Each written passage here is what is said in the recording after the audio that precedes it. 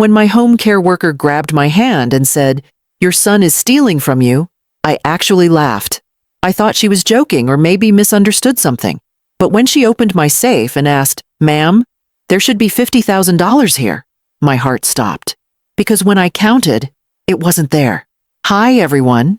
My name is Helen Morris, and this is the story of how one shocking moment changed everything I thought I knew about love, trust, and family. Before we get into it, don't forget to subscribe to the channel and comment where you're watching from. I love seeing how far these stories travel. I'm 64 years old, a retired school teacher, and a widow. I live in a quiet neighborhood in Pennsylvania, in the same house my husband, Peter, and I bought over 30 years ago. Life was simple and peaceful until my knee surgery last year.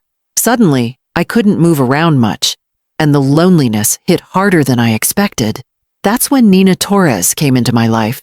She was my home care worker, young, kind, and full of energy. She helped me with meals, cleaning, and keeping up with my physical therapy. But more than that, she became someone I looked forward to seeing every morning. We'd sit by the window with our coffee, watching the birds in the yard. I told her about Peter, about my teaching days, and about my only son, Ryan.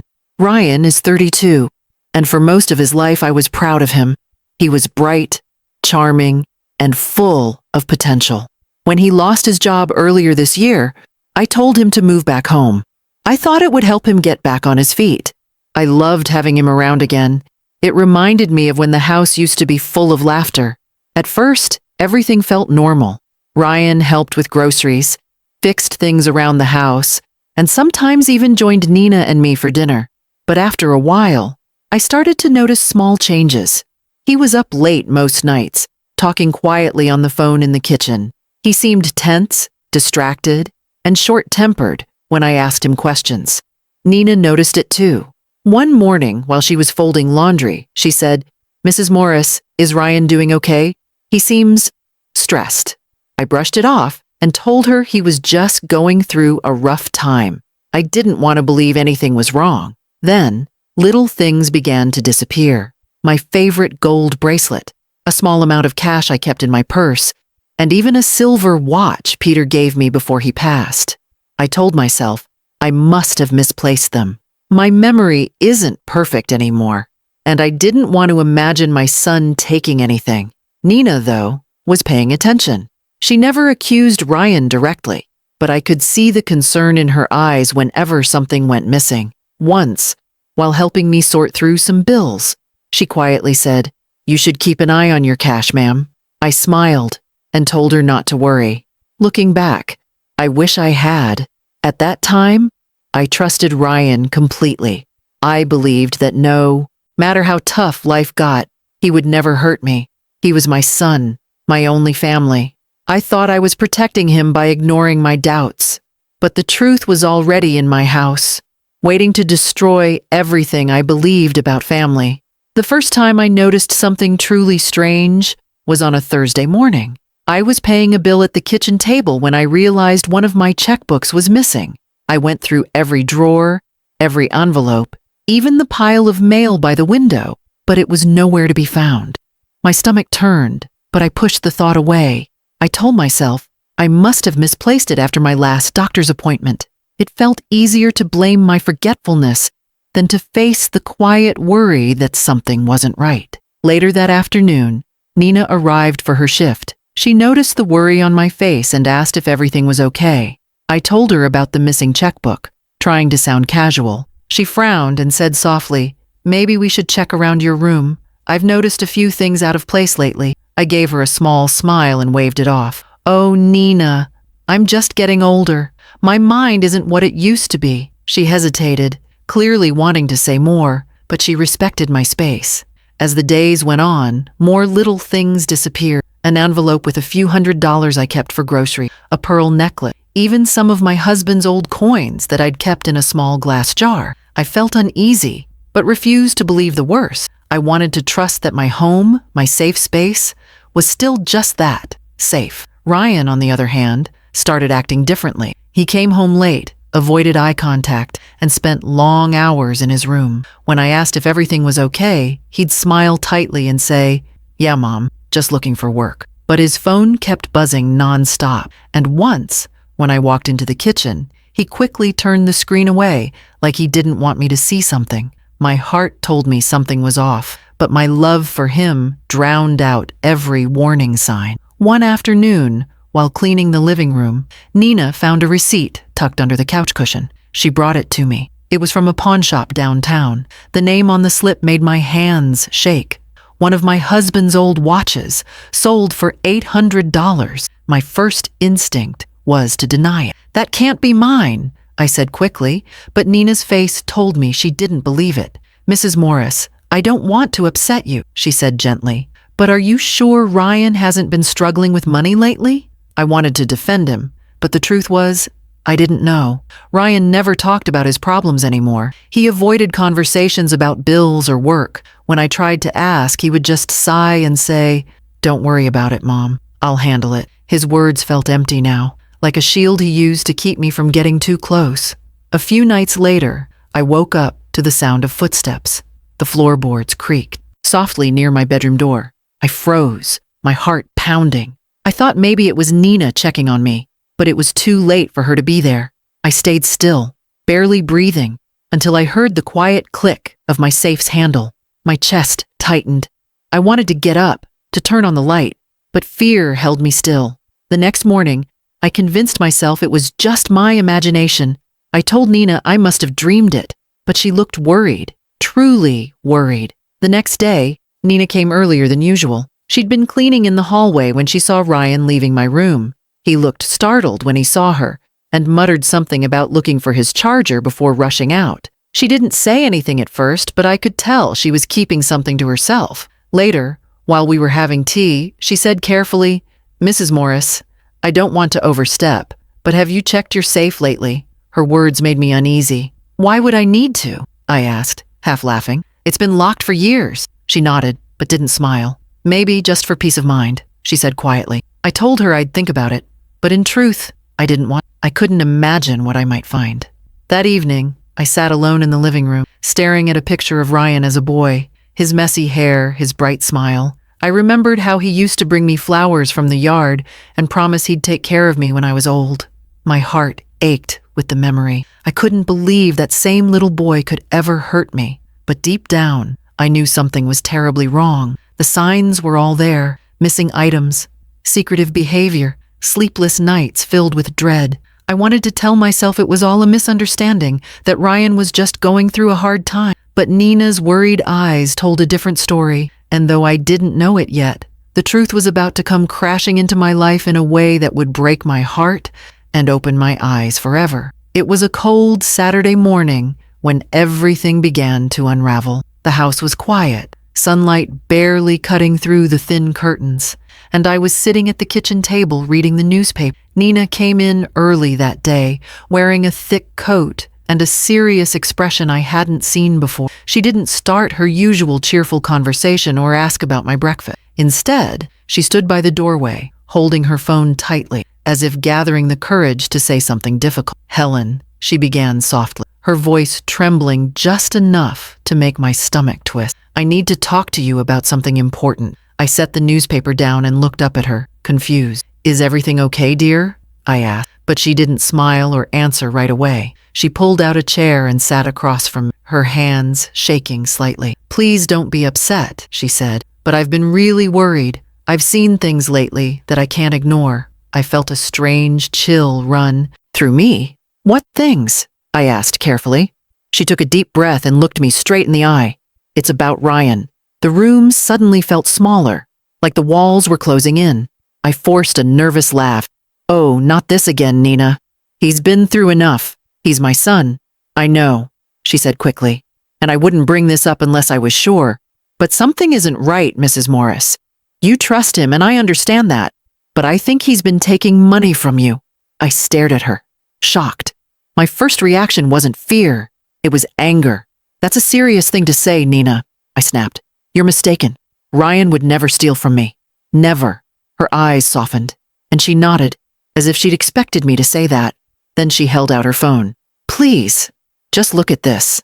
On her screen was a short video clip. At first, it was hard to make out. But then my blood ran cold. The video showed the hallway outside my bedroom. The camera was positioned just above the doorframe. It was late at night. My bedside lamp was off, and the timestamp read 1:47 a.m. The door creaked open. Ryan stepped into view.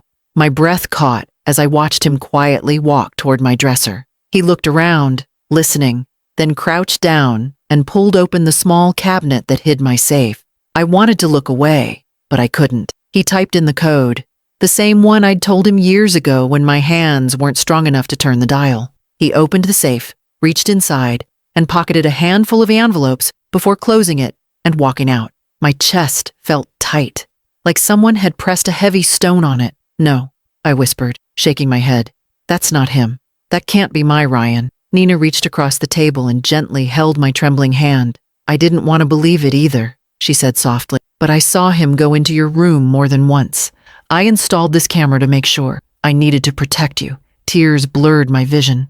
I felt a deep mix of disbelief and heartbreak. My son, my only family, the boy I raised alone after Peter passed. How could he do this?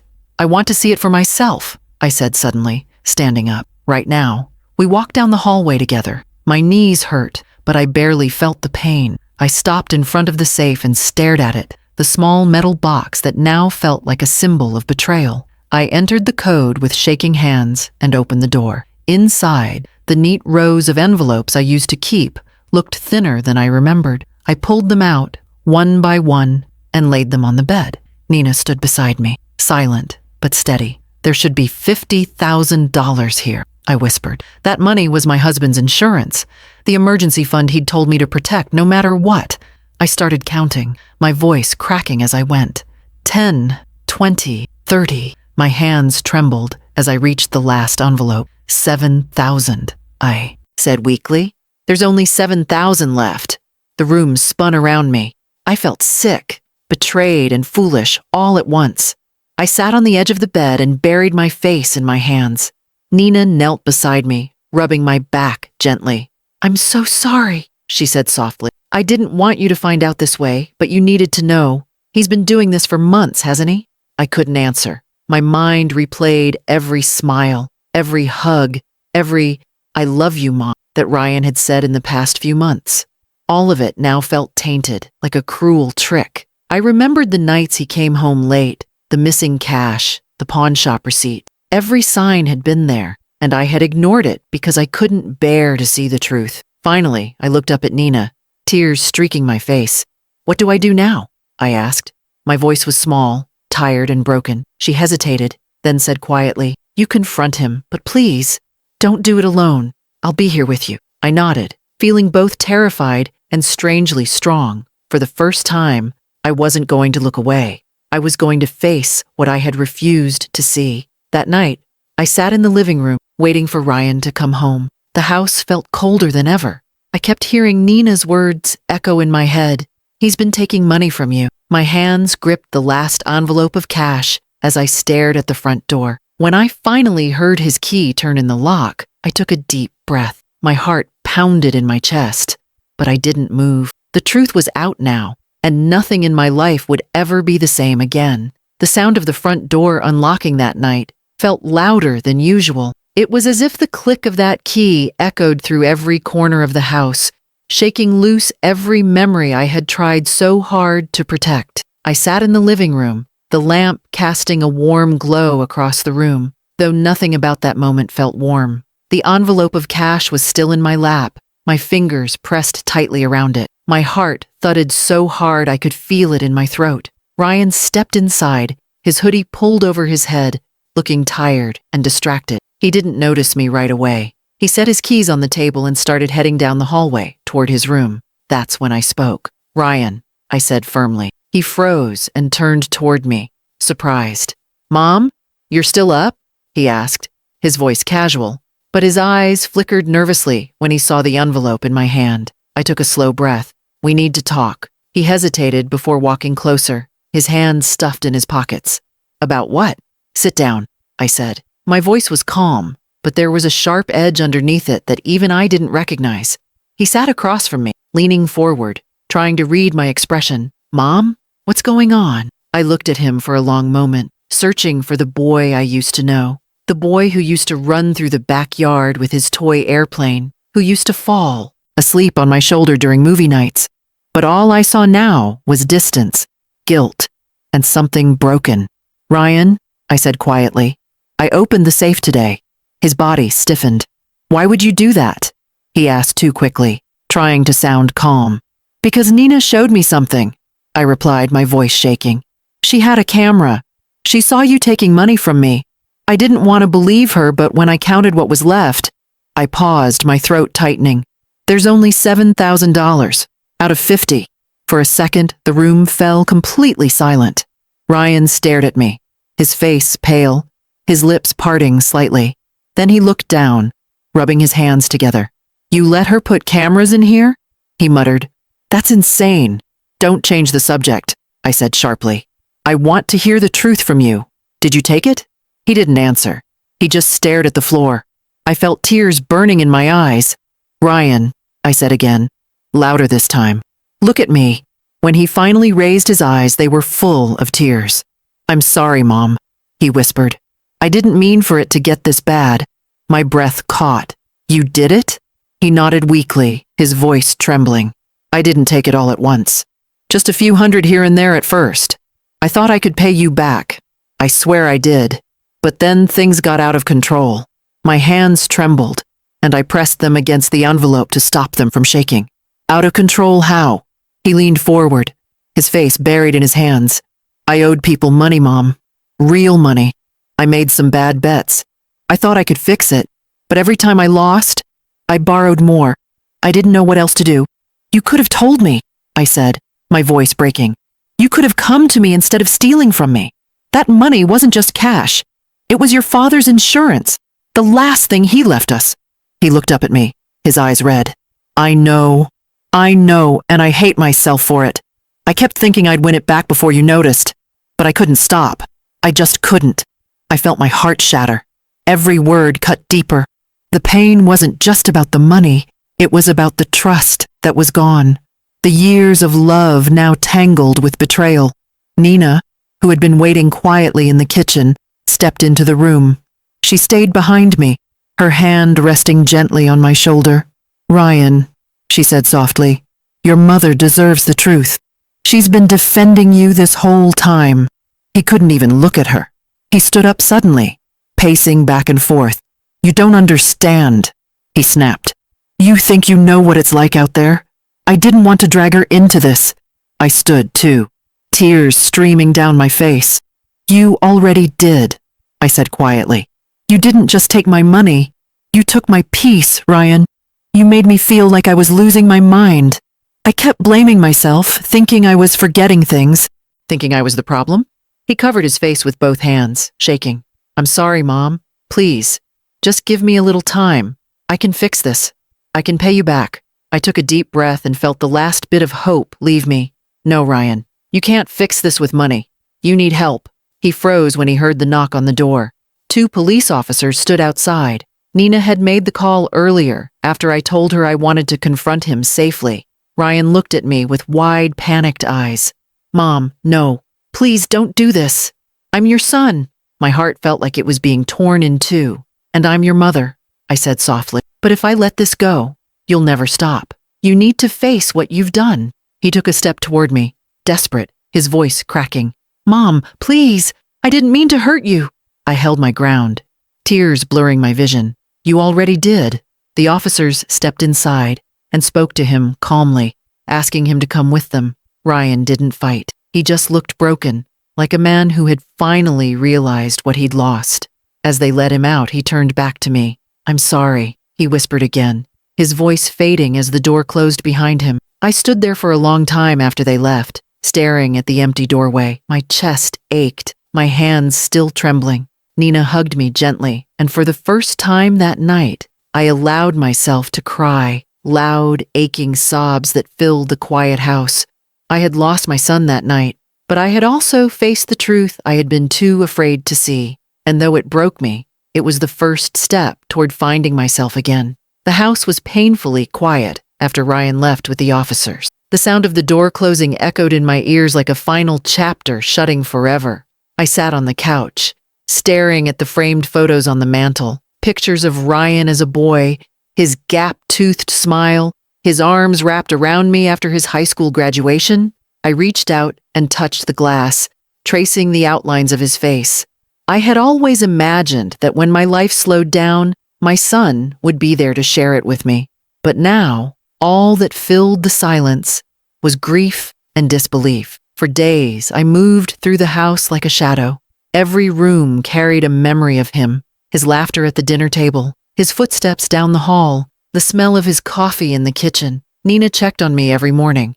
She never pried, never forced conversation, just made sure I ate and took my medication. She had a calm presence that grounded me, even when I felt like I was falling apart. A week after Ryan's arrest, I finally gathered the strength to visit the police station. He looked so different sitting behind that glass, tired, pale, older somehow. When he saw me, his eyes filled with tears. I picked up the phone on my side of the divider and spoke softly. "Ryan," I said, "why didn't you just tell me?" He swallowed hard and shook his head. "I didn't want you to see me like this," he said quietly. "I kept telling myself I could fix it before you ever found out. I didn't mean for it to go so far." My heart ached hearing him speak. "You're my son," I told him. "You don't have to be perfect. You just have to be honest." He nodded slowly, tears falling down his cheeks. "I'm sorry, Mom. I never wanted to hurt you." "I know," I whispered. "But you did. And now we both have to live with that." When I left the station that day, I cried in the car for what felt like hours. There was no anger left in me, only sadness. I had spent so long believing that protecting Ryan meant ignoring the truth. I thought that if I loved him hard enough, he wouldn't fall apart. But I realized too late that love without boundaries isn't protection, it's blindness. Over the next few months, life slowly began to find its rhythm again. Nina stayed on, helping me not just as a caretaker, but as a friend. We'd spend quiet evenings cooking dinner together, or she'd bring her little sister over to help in the garden. Their laughter filled spaces that had been empty for too long. There was warmth in the house again, not the same as before, but something gentler, more honest. One afternoon, while cleaning out Ryan's old room, I found a small box under his bed. Inside were letters, unsent apologies written to me. In one of them, he wrote, "Mom, I don't deserve your forgiveness, but I want to earn it. I just need to find my way back." I held that letter close to my chest, and for the first time since everything fell apart, I felt a spark of hope. Months later, Ryan called me from the rehabilitation program the court ordered him to attend. His voice was steadier. He talked about the counseling sessions, the hard truths he was facing, and the job training he was starting. He didn't ask for money. He didn't make excuses. He just said, "I want to be better, Mom." That call didn't erase what happened, but it gave me something to hold on to, a chance for healing. Forgiveness, I learned, isn't about pretending the pain didn't happen. It's about choosing to stop carrying the weight of it every single day. One Sunday morning, as the sun poured through the kitchen window, Nina poured us both a cup of coffee. She smiled and said, "You know, you're stronger than you think."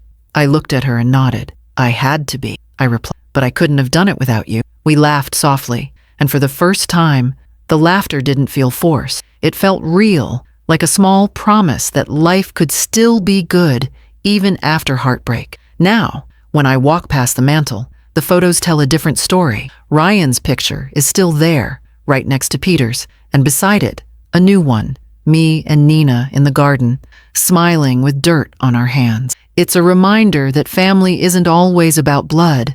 Sometimes, it's about the people who show up when your world falls apart and help you build it again. When I look back on everything that happened, I don't just see loss.